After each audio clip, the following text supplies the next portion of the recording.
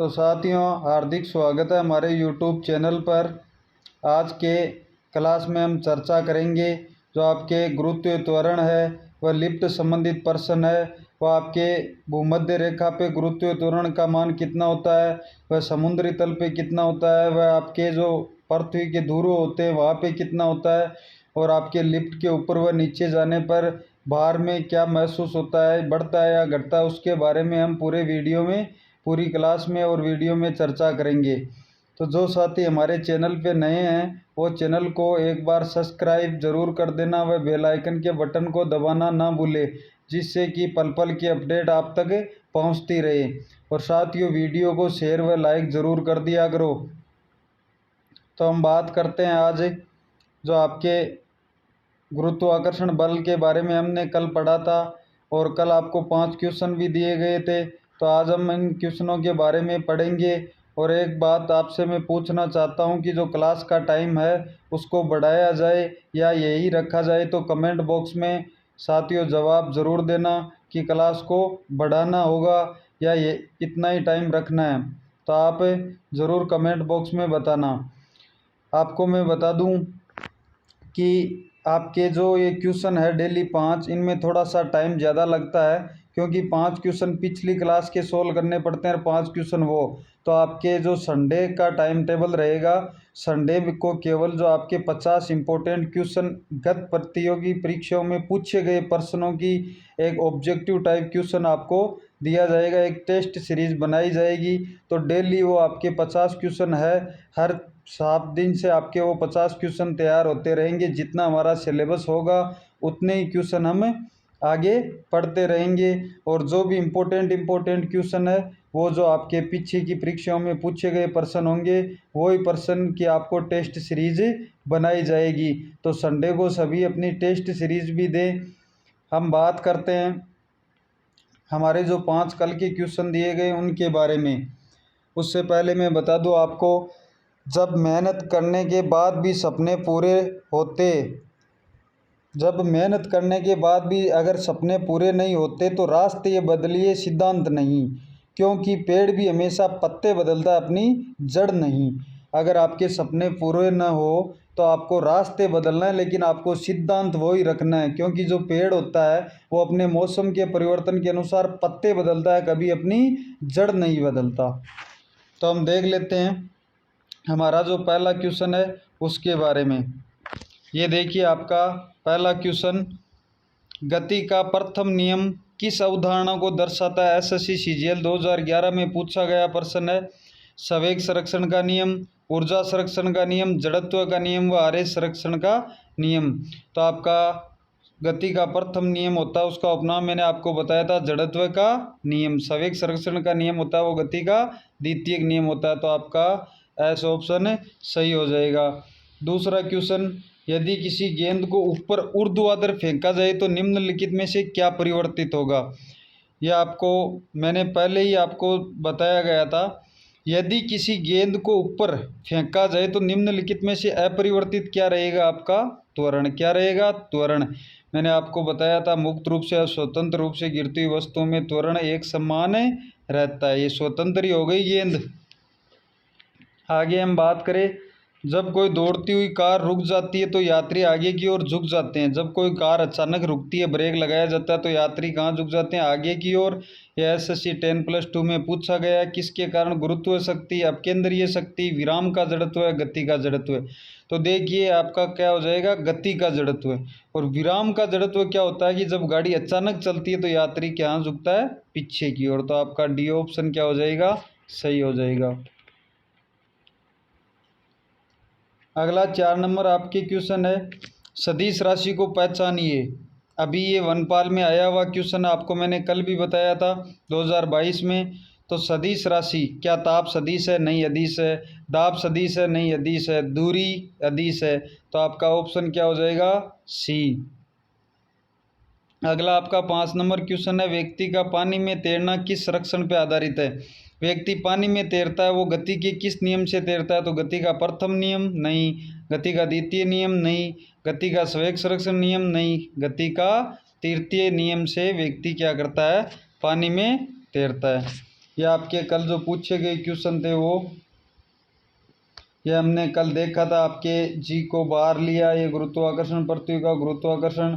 पृथ्वी गुरुत्वाकर्षण बल के कारण वस्तुओं को अपनी ओर आकर्षित करती है। देखिए आप गेंद को चाहे कितनी ऊंचाई पे फेंक दो, वापस गेंद आके कहाँ गिरेगी, ज़मीन में। या कोई भी फल होंगे वो अगर हम पौधे से टूट के गिरेगा, कहाँ गिरेगा, नीचे की ओर गिरेगा। आज हम बात करते हैं गुरुत्वीय त्वरण की। देखिए क्या होता है गुरुत्वीय त्वरण। पृथ्वी के गुरुत्वीय क्षेत्र में स्वतंत्र रूप से गिरती हुई वस्तु पर लगने वाला त्वरण। आपको पता है कि कोई भी वस्तु अगर स्वतंत्र रूप से गिरती है तो उस पर कुछ ना कुछ त्वरण जरूर लगता है, और यहाँ पे वो कौन सा त्वरण लगेगा, गुरुत्वीय त्वरण। तो पृथ्वी के गुरुत्वीय क्षेत्र में, वो गुरुत्वीय क्षेत्र में होनी चाहिए कम से कम। अगर वो आपके गुरुत्वीय क्षेत्र में नहीं है पृथ्वी के में, तो उस पर कोई भी गुरुत्वीय त्वरण नहीं लगेगा। तो देखिए पृथ्वी के गुरुत्वीय क्षेत्र में स्वतंत्र रूप से गिरती हुई वस्तु पे लगने वाला त्वरण ही क्या कहलाता है, गुरुत्वीय त्वरण।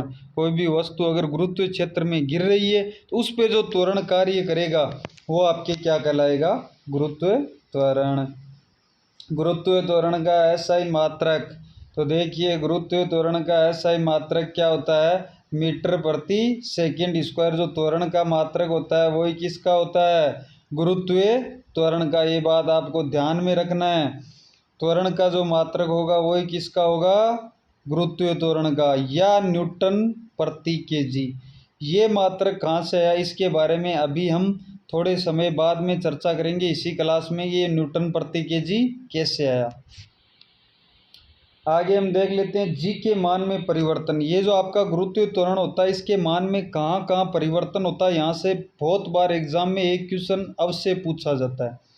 तो देखिए आपका जो समुद्री तल या पृथ्वी की सतह पर गुरुत्वीय त्वरण का मान अधिकतम होता है। सबसे ज़्यादा समुद्री तल पे आपका गुरुत्वीय त्वरण का मान अधिक होता है, जिसका मान जी बराबर दिया गया 9.8 मीटर प्रति सेकंड स्क्वायर। एग्जाम में यहाँ पे क्वेश्चन पूछा जा सकता है समुद्री तल पर गुरुत्वीय त्वरण का मान कितना होता है, तो कितना हो जाएगा 9.8 मीटर प्रति सेकंड स्क्वायर। अगर ऐसा न्यूमेरिकल आता है तो इसको लगभग 10 मान के न्यूमेरिकल को सोल्व किया जाता है। अगला पॉइंट आपका क्या कहता है, समुद्री तल या सतह के ऊपर व नीचे की ओर जाने पर जी का मान घटता है। या आपको समुद्री तल या जो पृथ्वी की सतह है इससे चाहे तो ऊपर चले जाओ चाहे नीचे चले जाओ, गुरुत्वीय त्वरण के मान में क्या आएगी, हमेशा कमी आएगी। तो यहाँ से क्वेश्चन पूछा जा सकता है पृथ्वी तल से ऊपर जाने पे गुरुत्वीय त्वरण के मान में क्या होगा, बदलाव। तो क्या बदलाव होगा, क्या परिवर्तन होगा, घटेगा। अगला आपका 3 नंबर पॉइंट क्या कहता है, पृथ्वी के केंद्र पर गुरुत्वीय त्वरण जी का मान शून्य होता है। जो पृथ्वी का केंद्र बिंदु है वहाँ पे जी का मान क्या होता है, शून्य होता है। और अर्थात यहाँ भारहीनता की स्थिति उत्पन्न होती है। क्यों होती है भाई भारहीनता की स्थिति उत्पन्न, क्योंकि W बराबर क्या होता है mg। और यहाँ पे अगर किसी वस्तु का मान जो आपका द्रव्यमान है वो मान लो 10 kg था, लेकिन यहाँ पे गुरुत्वीय त्वरण क्या हो गया, 0, तो आपका क्या हो जाएगा, 0 ही हो जाएगा। जब 10 को 0 से गुणा करते हैं तो क्या होता है, 0 ही होता है। और आपके अंतरिक्ष में भी आपका गुरुत्वीय त्वरण होता है, वो क्या होता है, 0 रहता है। इसके कारण आपका जो द्रव्यमान होगा भार होगा वो भी क्या हो जाएगा, 0। तो आपको एक क्वेश्चन पूछा जा सकता है कि निम्न में से भारहीनता की स्थिति कहाँ उत्पन्न होती है, तो कहाँ पर, पृथ्वी के केंद्र पर और अंतरिक्ष पर। अगला हम बात करते हैं पृथ्वी के ध्रुव पे गुरुत्वीय त्वरण का मान अधिकतम। पृथ्वी की जो ध्रुव होते हैं एन और एस, पृथ्वी के 2 ध्रुव होते हैं, उत्तरी ध्रुव और दक्षिणी ध्रुव है। वहाँ पे गुरुत्वीय त्वरण का मान क्या रहता है, अधिकतम। वहाँ पे अगर वस्तु को ले जाएंगे तो भार के मान में भी क्या होगी, वृद्धि होगी, क्योंकि यहाँ पे भार किस पे दर्शित कर रहा है, जी पे, गुरुत्वीय त्वरण पे निर्भर है। तो मान क्या होगा, अधिकतम। और भूमध्य रेखा पर गुरुत्वीय त्वरण का मान क्या होता है, न्यूनतम। जो आपकी भूमध्य रेखा है पृथ्वी की, वहाँ पे गुरुत्वीय त्वरण का मान क्या होता है, न्यूनतम। ये सभी इंपॉर्टेंट पॉइंट लिखे गए हैं। पृथ्वी की घूर्णन गति बढ़ने पर जी का मान घटता है। अगर पृथ्वी की घूर्णन गति, पृथ्वी अपने अक्ष पे घूमती है, तो अगर घूर्णन गति बढ़ गई तो अक्ष के जो जी का मान होगा वो क्या होगा, घटेगा। और घूर्णन गति घटने पर जी का मान क्या होगा, बढ़ता है।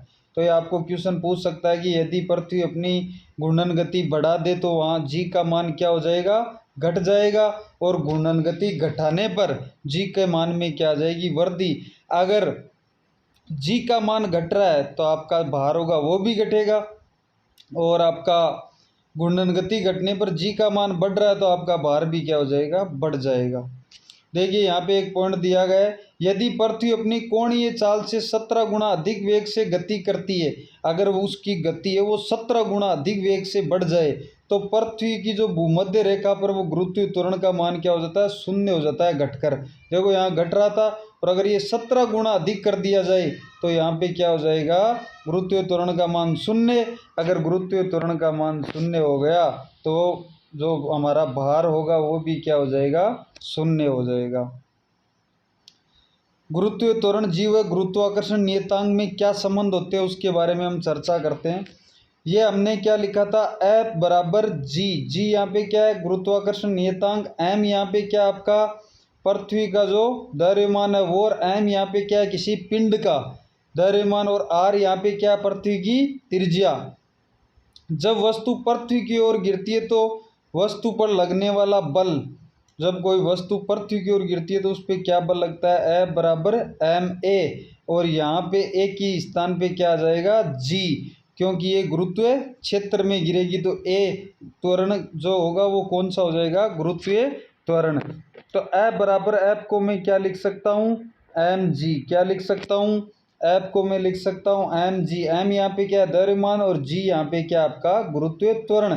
तो समीकरण 2 बन गया। समीकरण 1 व 2 से mg को बराबर लिया किसके, g जो आपका गुरुत्वाकर्षण नियतांक है वो, और m जो आपका पृथ्वी का द्रव्यमान वह है वो, और पिंड आपके दिया हुआ है। यहाँ से m क्या हो जाएगा, कट जाएगा तो बचेगा क्या, g बराबर गुरुत्वीय त्वरण बराबर गुरुत्वाकर्षण नियतांक गुणा m बट्टा आर स्क्वायर जो आपको पृथ्वी की त्रिज्या है। तो यहाँ से देखिए गुरुत्वाकर्षण नियतांक का मात्रक क्या था, न्यूटन मीटर स्क्वायर प्रति केजी। ये यहाँ पे इतना मात्रक किसका हो गया, गुरुत्वाकर्षण नियतांक का। और m द्रव्यमान का मात्रक क्या होता है, केजी, और बट्टा ये बट्टे में आ गया आपका आर मीटर स्क्वायर, मतलब त्रिज्या किस में ली जाती है, मीटर में, आर स्क्वायर है तो यहाँ पे क्या आ जाएगा, मीटर स्क्वायर। अब यहाँ पे देखिए ये न्यूटन मीटर स्क्वायर दिया गया था बट्टा केजी, क्योंकि यहाँ पे देखिए 1 केजी से 1 केजी कट गया तो बचा क्या, केवल केजी। अब देखिए यहाँ से क्या बचा, न्यूटन मीटर स्क्वायर प्रति केजी, और इसके बट्टा में तो ऊपर आएगा तो ये उल्टा हो जाता है तो 1 बट्टा मीटर स्क्वायर। तो यहाँ से मीटर स्क्वायर से क्या कट गया, मीटर स्क्वायर। तो गुरुत्वीय त्वरण का मात्रक क्या बच गया, न्यूटन प्रति केजी। ये अभी हमने वहाँ पे देखा था, ये आ गया आपका गुरुत्वीय त्वरण का मात्रक। मैंने आपको बताया था कि अभी आगे इसके बारे में हम चर्चा कर लेंगे। अब देखते हैं हम भार व द्रव्यमान में क्या अंतर होता है। यहाँ से आपको बहुत ज़रूरी है समझना कि भार और द्रव्यमान में क्या अंतर होना चाहिए। भार आपके क्या किससे प्रदर्शित करते हैं, W से, जबकि द्रव्यमान को M से। भार किसे कहते हैं यह आपको ध्यान में रखना। अगर कोई वस्तु है उसका द्रव्यमान आपके पास दिया गया है और उस पर किसी भी प्रकार का गुरुत्वीय त्वरण लगता है तो वही वस्तु का क्या होता है, भार होता है। और द्रव्यमान किसी वस्तु की अपने आप में क्षमता क्या कहलाती है, द्रव्यमान कहलाती है। भार बराबर भार को हम क्या बोल सकते हैं, गुरुत्वीय बल भी बोल सकते हैं। ये गुरुत्वीय क्षेत्र में होना जरूरी होता है। अगर इसका कोई गुरुत्वीय क्षेत्र नहीं है तो वो उस पे भार पे कोई परिवर्तन नहीं होगा। भार एक कौन सी राशि है, सदिश राशि, जबकि द्रव्यमान अदिश राशि। W बराबर क्या होता है, mg, और द्रव्यमान अपने आप में क्या होता है, m। भार परिवर्तनशील राशि होती है। भार होता है जहाँ जहाँ अगर वहाँ पे गुरुत्वीय त्वरण के मान में कमी, अगर ये बढ़ता है तो भार भी बढ़ेगा, अगर ये घटता है तो भार भी घटेगा। तो ये भार परिवर्तनशील राशि है, जबकि आपका द्रव्यमान कौन सी राशि है, अपरिवर्तनशील। ऐसा ही मात्रक क्या हो गया, mg, या इसको ma भी बोल सकते हैं। तो न्यूटन या आपके क्या हो जाएगा, केजी मीटर प्रति सेकंड स्क्वायर।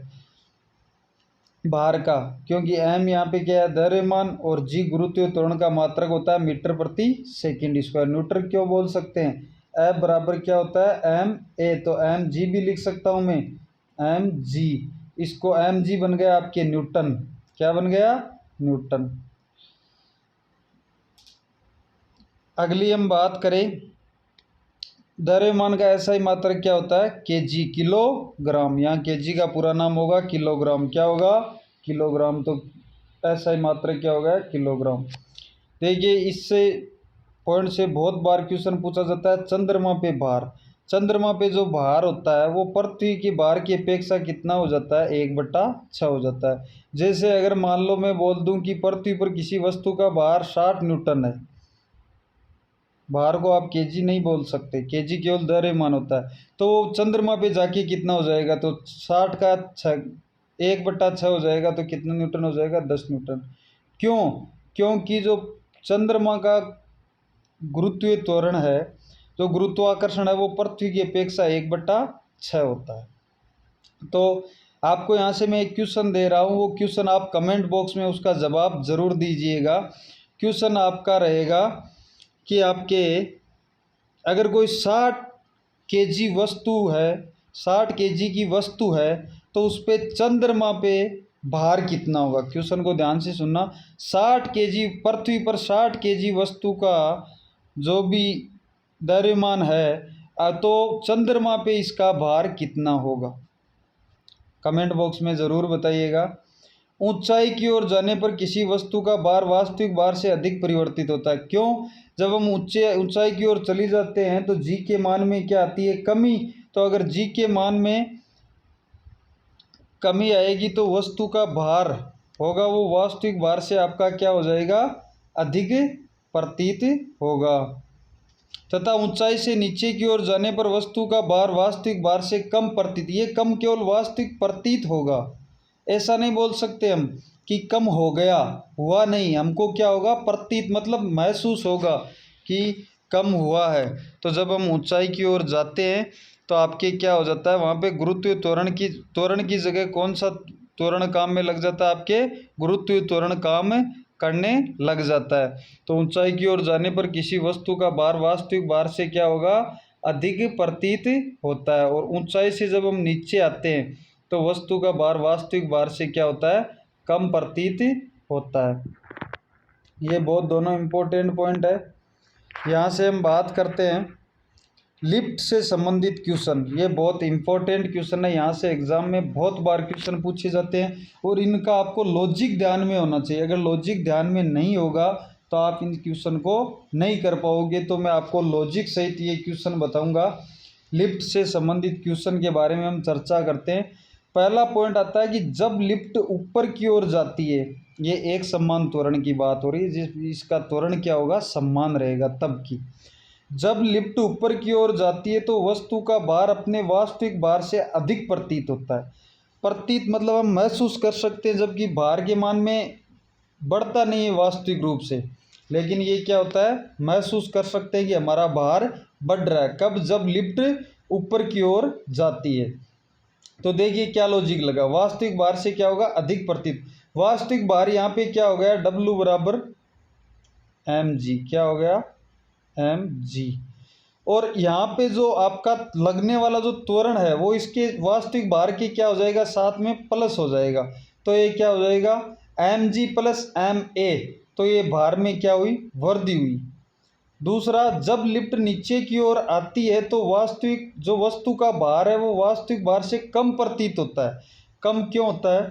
कि जब लिफ्ट नीचे की ओर आती है, जब लिफ्ट ऊपर जा रही थी तो mg प्लस ma हो रहा था, लेकिन जब लिफ्ट नीचे की ओर आती है तो वस्तु का भार आपके वास्तविक भार से कम प्रतीत होगा, क्योंकि mg जो वास्तविक भार है उसमें से माइनस हो जाएगा। जो त्वरण का साथ में जो भार लगेगा, बल लगेगा, वो क्या हो जाएगा? इसमें से माइनस हो जाएगा। तो ये क्या हो गया? भार में कमी। देखिए mg प्लस ma हुआ तो वृद्धि, क्योंकि बड़ा है, ma साथ जुड़ा है, और ma आपका जो द्रव्यमान और त्वरण है वो क्या हुआ? माइनस हुआ है। तो आपके वास्तविक भार से क्या हुआ? माइनस हुआ। तो ये इसमें क्या ही? भार में कमी महसूस हुई, और ऊपर उसमें प्लस हुआ तो क्या हुआ? अधिक प्रतीत हुआ। तीसरा पॉइंट, जब लिफ्ट एक समान वेग से ऊपर या नीचे की ओर गति करती है, जब लिफ्ट के एक समान वेग क्या हो, एक समान वेग से नीचे की ओर गति करती है तो भार के मान में कोई परिवर्तन नहीं होता, क्योंकि जब एक समान वेग से चलेगी कोई वेग में परिवर्तन नहीं होगा। अगर वेग में परिवर्तन नहीं होता है तो ए बराबर क्या होता है आपके v माइनस यू बट्टा टी, तो वेग में कोई परिवर्तन ही नहीं हो रहा तो आपका ए बराबर यहाँ क्या हो जाएगा, शून्य। यहाँ पे आपका ए बराबर क्या हो जाएगा, त्वरण शून्य। त्वरण शून्य हो गया। और किसी वस्तु का अगर द्रव्यमान दिया हुआ है 10 kg मान लो दिया हुआ, उसको शून्य से गुणा करेंगे तो क्या हो जाएगा, शून्य ही हो जाएगा। तो आपका वास्तविक भार क्या बचाएगा, W बराबर mg, क्योंकि इस पर कोई प्रभाव नहीं पड़ेगा तो इसके भार में कोई परिवर्तन नहीं होगा, क्योंकि W बराबर क्या बचा, केवल mg वास्तविक भार। जब लिफ्ट की डोरी अचानक टूट जाती है तो वस्तु का भार शून्य हो जाता है। इस स्थिति को भारहीनता कहते हैं। क्यों होता है, देखिए, जब लिफ्ट की डोरी टूट गई तो ए बराबर आपका जो त्वरण लगने वाला वस्तु पे त्वरण है वो किसके बराबर हो जाएगा, जी के बराबर हो जाएगा। तो हम बात करें ए का मान और जी का मान बराबर हो गया मान लो, तो डोरी आपकी क्या हो गई, अचानक टूट गई, तो आपके एन द्रव्यमान, वस्तु का द्रव्यमान तो क्या है, समान है। जैसे मैंने आपको यहाँ से ले ली कि 5 kg की कोई वस्तु है तो 5 गुणा आपका लगने वाला त्वरण है 10, और वही -5 kg की कोई वस्तु थी, भाई द्रव्यमान समान है और त्वरण भी समान है तो ये 10, तो 50 माइनस क्या हो गया 50, तो बचा क्या, शून्य। और इस स्थिति में ये आपके जो भार होगा वो क्या हो जाएगा, शून्य हो जाएगा, या भारहीनता, कि आपको कोई भी किसी भी प्रकार का भार महसूस नहीं होगा। अगला आपका जो लिफ्ट संबंधित क्वेश्चन है वो देख लेते हैं हम। जब लिफ्ट अधिक ऊंचाई से तेज गति से नीचे की ओर आती है, यदि लिफ्ट पे लगने वाला त्वरण का मान गुरुत्वीय त्वरण के मान से अधिक हो जाता है। क्या होता है, जब लिफ्ट अधिक ऊंचाई पे हम चले जाते हैं और लिफ्ट जो है वो तेज गति से आ रही है, उसका वेग बहुत ज़्यादा है, तो आपके जो लिफ्ट पे लगने वाला जो त्वरण होगा उसका मान गुरुत्वीय त्वरण के मान से क्या हो जाएगा, अधिक हो जाता है। तो लिफ्ट में रखी वस्तुएं सभी छत पे चिपक जाती है। देखिए इसका कारण, एक का मान अधिक हो गया किससे, जी से। जैसे अभी हमने उदाहरण देखा कि मान लो कोई भी वस्तु है, उसका गुरुत्वीय त्वरण जो है वो 10 है और वस्तु का द्रव्यमान कितना है, 5 है, तो ये कितना आ गया, 50। यहाँ पे वस्तु नीचे की ओर आ रही है तो -m में होगा। अब ए का मान जी से ज़्यादा है तो जी का मान में कितना कर दूं, 5, द्रव्यमान समान रहेगा, जी का मान दुगुना कर दूं, जी का मान मैंने दुगुना कर दिया तो 20, तो ये कितना हो जाएगा, 20 को 5 से गुणा किया 100, 50 में से अगर 100 को माइनस करेंगे तो क्या प्राप्त होगा, -50 प्राप्त होगा। और जब ये एक का मान जो ज़्यादा हो गया अगर जी के मान से, तो ये -50 प्राप्त होगा, और जो लिफ्ट में रखी हुई वस्तुएं होगी वो सभी कहाँ चिपक जाएगी, छत के चिपक जाएगी। ये हमारे लॉजिक सहित आपको लिफ्ट के क्वेश्चन पूछे, ये ज़्यादा से ज़्यादा एग्ज़ाम के लिए इम्पोर्टेंट क्वेश्चन है, इनको लॉजिक सहित याद करना है, क्योंकि एग्ज़ाम में हम लॉजिक को भूल नहीं पाते हैं, जबकि हम रट लेते हैं तो रटा हुआ एग्ज़ाम के लिए भूल जाते हैं। इसीलिए कोई भी कंसेप्ट तैयार करते हो कंपटीशन एग्ज़ाम के लिए तो वो लॉजिक सहित करो, जिससे कि हम एग्ज़ाम टाइम में उस 2 घंटे का जो समय होता है उस समय में हम इसको भूल नहीं पाए।